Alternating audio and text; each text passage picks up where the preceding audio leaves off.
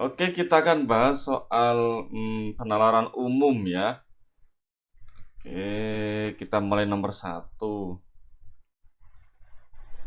Nah, di sini ada kota X terletak di sebuah pulau yang jauh dari ibu kota provinsi dan terpisah oleh laut. Jadi, jauh dari ibu kota terpisah oleh laut. Meskipun begitu, harga BBM di kota tersebut sama dengan daerah lainnya. Jadi, yang murah ini BBM murah.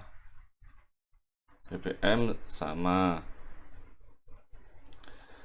Hanya saja, menurut seorang ahli ekonomi, karena transportasi untuk menuju kota X terbatas, beberapa barang elektronik di kota tersebut mempunyai harga yang lebih mahal dibandingkan di kota lain. Manakah pernyataan yang mendukung dan tidak mendukung pendapat ahli tersebut? Mana yang mendukung dan tidak mendukung? Oke, pembangunan infrastruktur harus merata demi tercapai distribusi yang memudahkan masyarakat.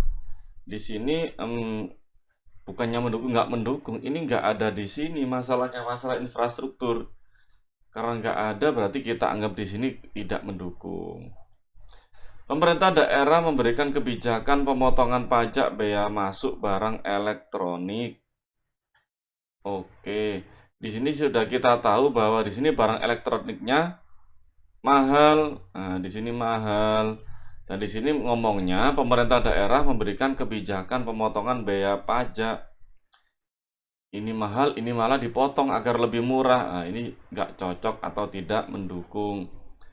Masyarakat dapat menggunakan jasa kurir ekspedisi untuk memudahkan pengiriman barang. Ini transportasi untuk menuju kota X terbatas sehingga masyarakat harus menggunakan jasa kurir. Cocok ya. Para produsen barang elektronik memilih jasa ekspedisi dengan jangkauan yang lebih luas. Produsen ini pabrik ya, pabrik untuk ngirim kemana-mana harus menggunakan jasa ekspedisi. Iya pasti. Nah, karena apa? Akses di kota X itu terbatas sehingga perlu jasa ekspedisi. Pemilik jasa ekspedisi harus memastikan bahwa barang elektronik dapat dijangkau dengan murah.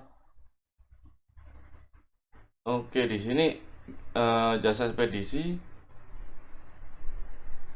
eh, gini-gini. Ini jasa ekspedisi tentu nggak bisa memastikan harga barang elektronik. Tentu siapa yang memastikan? Ya, yang memastikan harusnya apa? Produsen ya. Nah, jasa ekspedisi nggak bisa nentuin harga. Masa kalau 1 juta jasa ekspedisi bisa ngejual 800.000 itu nggak bisa. Jadi menurut saya ini tidak mendukung. Mungkin kita bisa ganti dengan warna biru ya. Warna biru, biru ini aja deh. Oke, next soal nomor 2. Analog switch off. Oke, kita dari yang akhir aja ya. Nah, yang diomongkan adalah pendapat pakar. Oke, pendapat pakar mulai dari sini nih, pakar.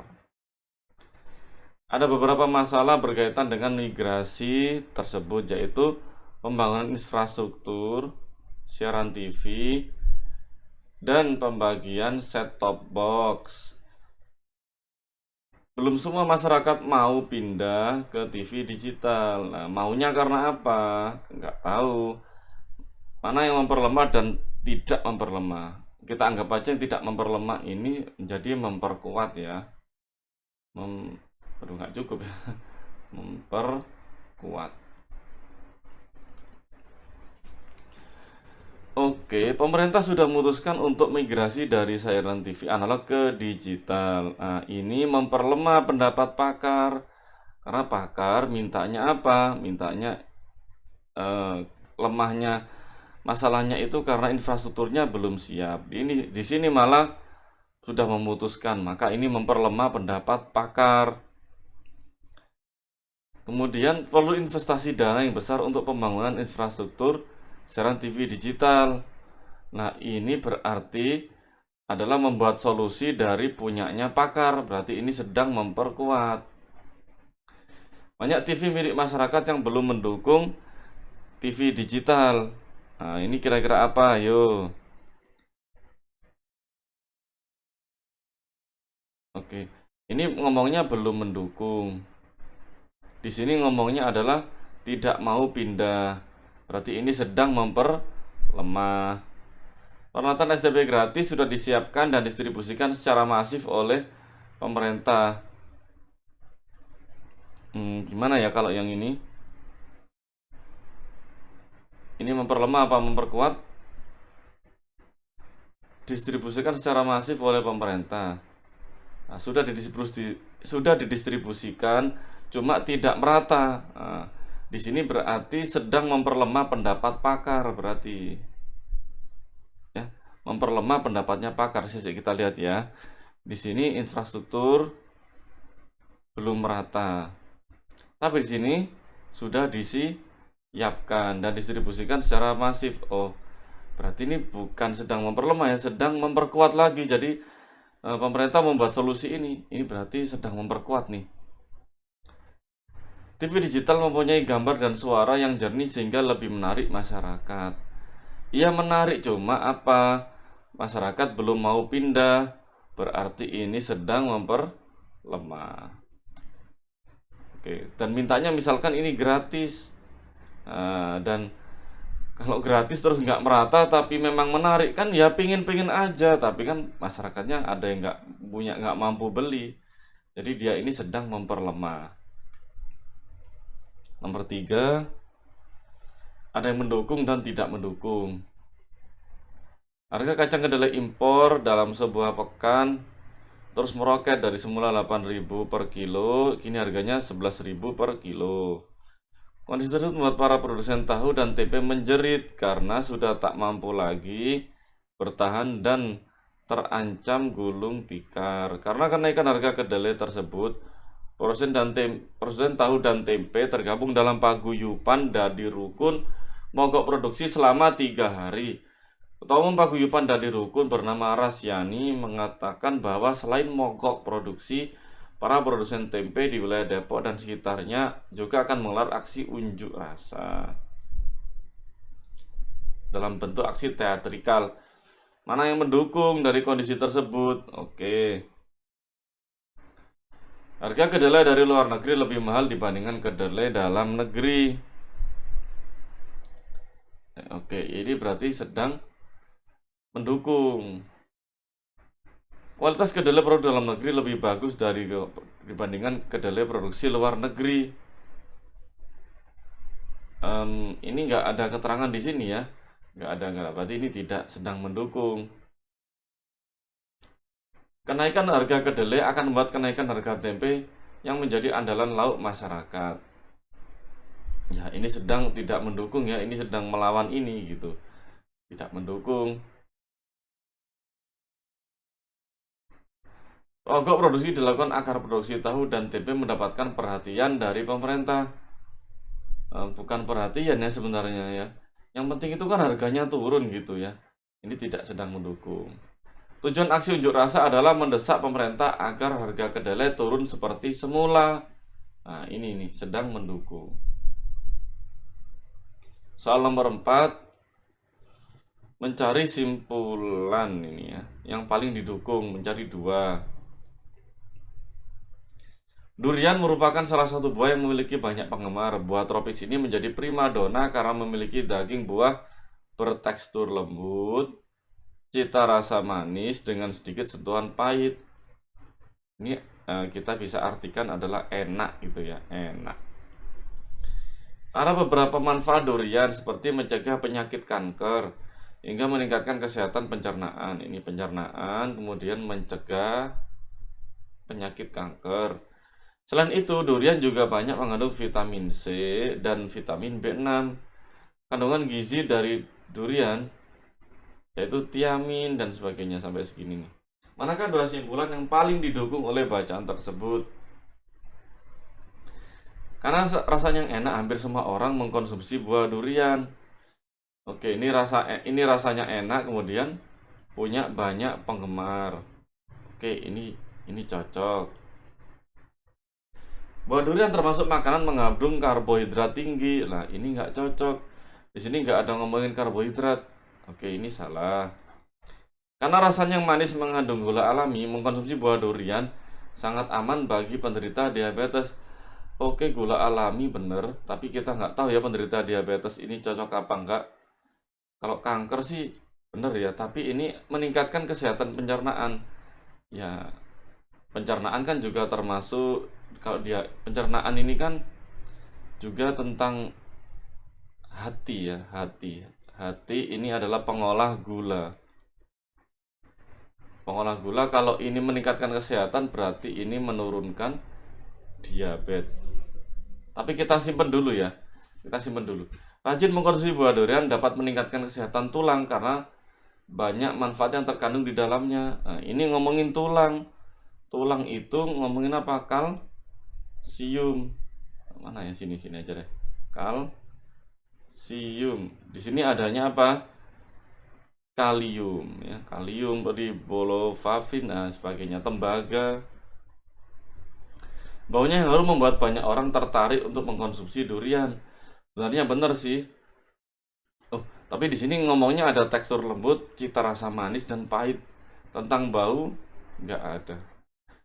Jadi yang bisa kita ambil adalah ini aja deh, 1 dan 3. Soal nomor 5. Yang paling tidak didukung. Dalam beberapa tahun terakhir, terutama pada masa pandemi, masyarakat di kota Indonesia gemar bersepeda. Kegiatan tersebut tentu bermanfaat. Selain untuk kesehatan, berguna sebagai sarana transportasi. Jadi kesehatan juga, transportasi juga. Namun kegiatan tersebut masih sebatas sebagai sarana olahraga dan rekreasi, belum menjadi gaya hidup. Nomor 1, bersepeda adalah olahraga yang ringan dan murah. Oke, ini mendukung nggak ya? Ringan sih, ya ringan ya. Murahnya relatif. Sepeda itu bisa dikatakan mahal atau enggak? Oke, ini kita mungkin ini tidak didukung deh. Kita save dulu ya.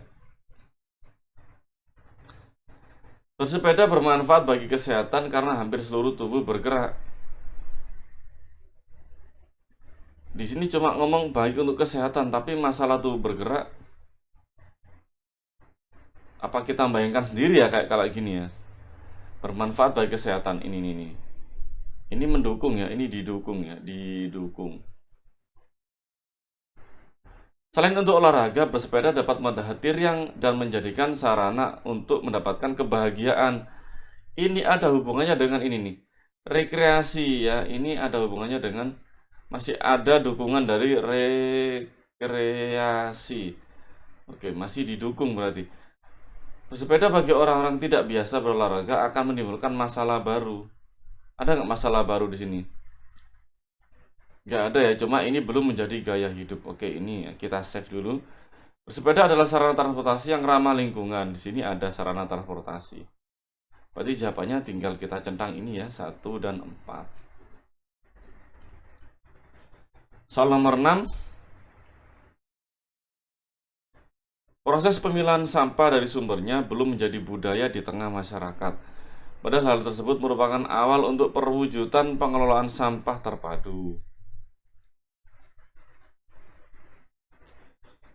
Jika pemilahan sampah telah menjadi budaya baik di masyarakat dan suatu kebiasaan berlaku di tengah masyarakat, maka akan lebih mudah lagi bagi kita untuk mengimplementasikan berbagai teknologi pengelolaan sampah berbasis pemilahan sampah seperti material recovery facility. Yang diomongkan adalah proses pemilahan sampah. Oke, 2 simpulan yang paling didukung. Memilah sampah dapat dilakukan di rumah sebelum dibuang di tempat sampah. Memilah sampah ya, oke, sudah ada kata memilah ini, dan ini dilakukan di rumah ya, sebelum dibuang di sini nih. Ini cocok deh ini. Mengelola sampah harus menjadi budaya sejak dini demi tercapainya lingkungan yang sehat. Nah, sebenarnya mengelola sampah ini di sini memilah ya, ini memilah, ini mengelola, ini sudah nggak benar deh.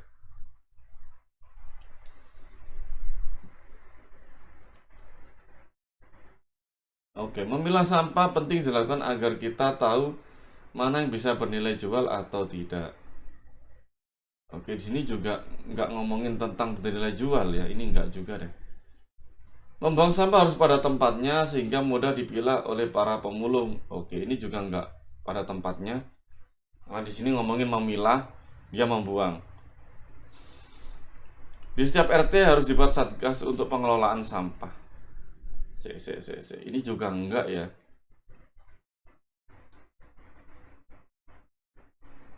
Oke, kurang satu berarti ini. Di sini ngomongin apa ya? Kita urai. Ini tinggal satu soalnya, harus dua. Padahal hal tersebut merupakan awal untuk mewujudkan pengelolaan sampah terpadu. Pengelolaan sampah terpadu. Oh, oke oke oke oke oke. Oke, tinggal oke ini ada mengelola ini ya. Saya tadi kelewat kayaknya. Ini ada mengelola juga. Tinggal 2 dan 5. Oke, lebih mana yang lebih betul ini ya? Jika pemilihan sampah telah menjadi budaya baik, maka akan lebih mudah lagi bagi kita untuk mengimplementasikan berbagai teknologi pengelolaan sampah. Intinya kan harus membudayakan ini ya, ada ngomongin budaya juga tadi ya. Nah, membudayakan pengelolaan sampah. Oke, di sini ada budaya. Kayaknya yang lebih cocok adalah ini deh, 1 dan 2. Karena ini di tengah masyarakat. Kalau ini masyarakat itu kan luas ya. Nah, ini dia ngambil skup kecilnya, yaitu skup keluarga. Kan ini masyarakat itu kan luas ya, ada berbagai macam keluarga ya. Oke. Kayaknya yang lebih cocok adalah 1 dan 2. Nomor 7. Soalnya simpulan yang paling mendukung lagi. Pisang memiliki banyak manfaat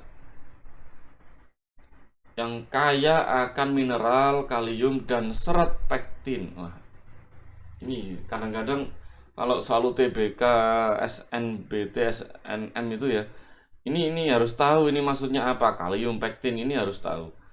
Tapi kita lihat kondisinya nanti. Kalium dapat membantu dalam mengatur keseimbangan cairan dan elektrolit. Serat pada pisang mampu mengikat lemak. Manakah simpulan berikut yang paling mendukung? A. Mengkonsumsi buah pisang dapat membantu konsumen terhindar dari risiko stroke dan jantung. Di sini ada nggak stroke jantung? Nggak ada ya, nggak ada. Tapi nanti bisa saja ini berhubungan gitu ya. Mengkonsumsi pisang dapat digunakan sebagai terapi bagi penderita diabetes. Oke, diabetes di sini ngomongin masalah cairan elektrolit, mengikat lemak. Oke, diabetes nggak ada hubungannya kan? Ini kita close ya. Dokter menyarankan pasiennya mengkonsumsi pisang. Dalam hal apa? Ini harus ada tambahnya nih. Untuk apa gitu? Serat tidak hanya terdapat pada buah pisang. Iya tahu, tapi nggak ada hubungannya dari sana gitu. Kalium tidak dapat menjaga tekanan darah tetap stabil. Kalium ngomonginnya itu adalah cairan dan elektrolit. Oke, ini enggak ya kayaknya ya. Oh, malah yang A kayaknya. Kita lihat lagi nih. Mampu mengikat lemak. Cairan elektrolit. Oke, jantung, penyakit jantung. Jantung ini hubungannya dengan apa? Tekanan darah. Jantung stroke ya. Oke. Tekanan darah. Oke. Misalkan ini adalah apa? Pembuluh darah ya. Kalau ini bersih nggak ada lemak, maka speed darahnya itu V, kecepatan darahnya itu adalah rendah.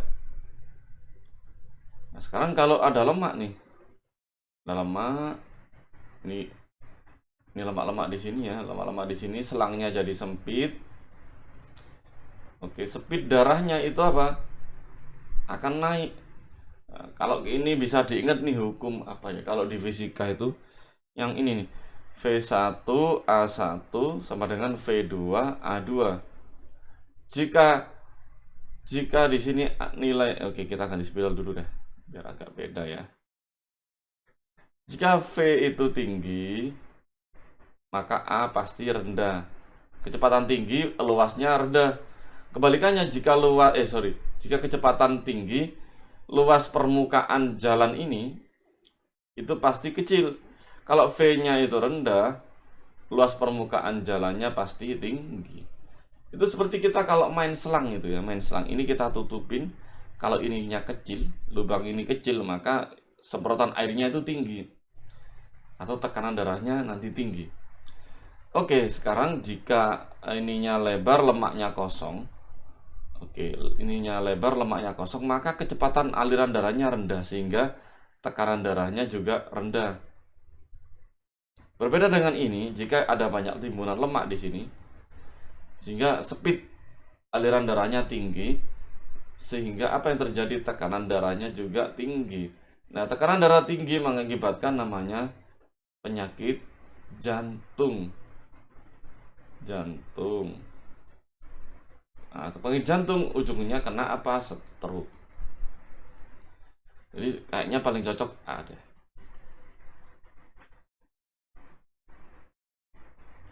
Kita next di nomor 8. Akhir-akhir ini tingkat kematian pada anak disebabkan oleh gagal ginjal akut terus meningkat. Oke, gagal ginjal akut terus meningkat. Menurut dokter, kebanyakan anak yang menderita gagal ginjal akut misterius disebabkan oleh konsumsi obat sirup yang diduga mengandung etilen glikol melebihi batas. Mana kira-kira sesuatu yang memperkuat pernyataan ini gitu ya. Penyakit gagal ginjal akut bukan merupakan penyakit yang paling membahayakan. Oh iya tahu, tapi nggak ada hubungannya. Ini nggak ada. Orang tua tidak menyadari kebutuhan gizi anak-anaknya saat sakit. Ini nggak ada hubungannya juga. Orang tua korban menyebutkan pernah memberikan sejumlah obat yang diduga mengandung etilen glikol. Nah, ini. Ini mendukung ya. Kalau ini kita pasang di sini, kenapa kok banyak gagal ginjal akut? Karena orang tua memberikan sirup atau obat yang diduga mengandung etilen glikol. Ini C jawabannya. Nomor 9. Memperlemah pendapat ahli. Pemerintah mendorong percepatan penggunaan mobil listrik karena potensi yang dimiliki sangat besar. Komponen utama pada mobil listrik adalah baterainya. Indonesia memiliki cadangan tambang yang melimpah. Loh, ini malah memperkuat. Salah malahan. Indonesia memiliki suku cadangan yang melimpah untuk membuat baterai. Ini memperkuat. Masyarakat enggan menggunakan mobil listrik karena tempat pengisian baterai yang masih langka. Nah, ini yang memperlemah berarti. Oke.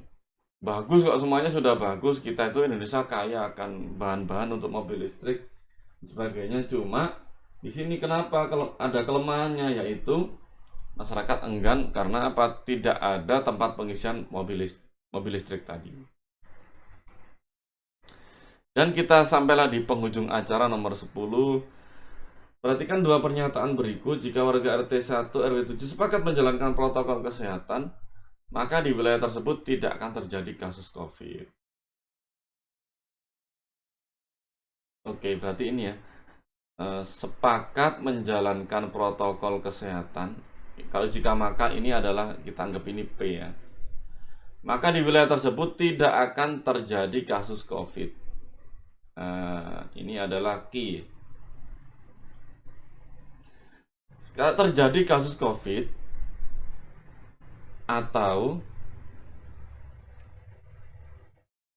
atau warga dalam kondisi sehat. Ini adalah Q. Ini kan tadi Q ya. Terjadi kasus COVID.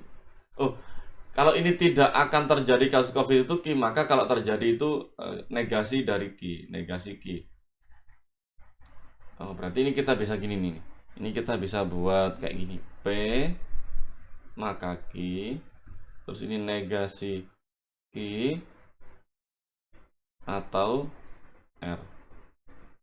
Simpulan yang pasti benar adalah apa kira-kira di sini?